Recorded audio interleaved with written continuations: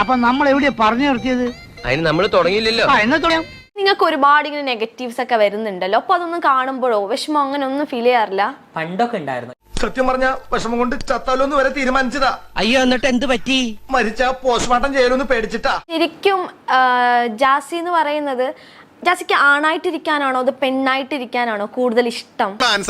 ഞാൻ ഒരുപാട് റീൽസ് കാണുമ്പോൾ ഈ കമന്റ് സെക്ഷനിൽ കാണുന്ന ഒരു കമന്റ് ആണ് അണ്ടിത്താത്ത എന്നൊരു കമന്റ് ഒരുപാട് പേര് ഇങ്ങനെ ഇടുന്നുണ്ട്. ശരിക്കും അത് കേൾക്കുമ്പോ ചേച്ചിക്ക് അത് എങ്ങനെ ഫീൽ? അണ്ടിത്താത്ത അല്ലെങ്കിൽ കോൽക്കളി, കുണ്ടൻ, ചാന്തുപൊട്ട്, 9 ഇതൊക്കെ ഒരുപാട് കേൾക്കുമ്പോ വിഷമം തോന്നാറുണ്ട്. അത് ഇത്ര കഷ്ടായി പോയിട്ടോ, എത്ര വിഷമം ഉണ്ടാവൂലേ? കമന്റ്സ് ഒക്കെ കാണുമ്പോ അതിന് റിപ്ലൈ കൊടുക്കണം എന്ന് തോന്നിയിട്ടുണ്ടോ? അതിൽ ചില കമന്റ് കാണുമ്പോൾ എനിക്ക് നല്ല റിപ്ലൈ കൊടുക്കണം തോന്നാറുണ്ട്.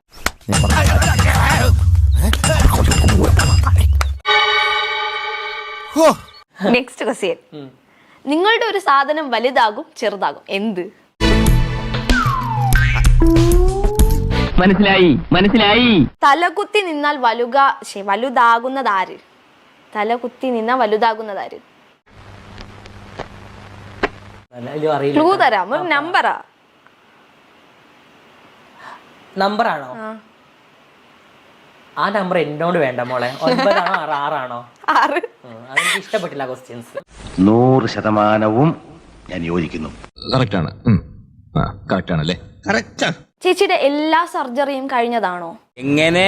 ചേച്ചിയുടെ എല്ലാ സർജറിയും കഴിഞ്ഞതാണോ? സോറി, എനിക്ക് മനസ്സിലായില്ല. അല്ല, ചേച്ചിയുടെ എല്ലാ സർജറിയും കഴിഞ്ഞതാണോ? അതിപ്പോ ഇവിടെ ചോദിക്കേണ്ട കാര്യം എന്താ? അല്ല, കോമൺ ആയിട്ട് എല്ലാവർക്കും ചോദിക്കാൻ ആഗ്രഹമുള്ള ഒരു ചോദ്യമാണ്. ചോദിക്കട്ടെ മോളോട്. ഇപ്പൊ ഇതിപ്പോ മോളിനോട് ചോദിച്ച ക്വസ്റ്റ്യൻ എന്ന് പറയുന്നത് എന്റെ എല്ലാ സർജറിയും കഴിഞ്ഞു എന്നാണ്. ഞാൻ എന്റെ ശരീരഭാഗങ്ങൾ ഇപ്പൊ ഈ ഇന്റർവ്യൂവിന് മുമ്പിൽ തുറന്നു കാണിക്കണം. അതല്ല ഉദ്ദേശം. എല്ലാ സർജറിയും കഴിഞ്ഞതാണെന്ന് പറഞ്ഞിട്ട് ഒരിക്കലും പിന്നെ ഈ ക്വസ്റ്റ്യൻ ചോദിക്കേണ്ട ആവശ്യമില്ലല്ലോ. അതിപ്പോ ഓരോ കീഴ്വഴക്കങ്ങളാവുമ്പോ ഇപ്പൊ ഞാൻ ഒരു ക്വസ്റ്റ്യൻ തിരിച്ച് അങ്ങോട്ട് ചോദിക്കുകയാണ്. മോളുടെ ശരീരഭാഗങ്ങൾ എനിക്ക് കാണുമെന്ന് പറഞ്ഞ മോള് കാണിച്ചു.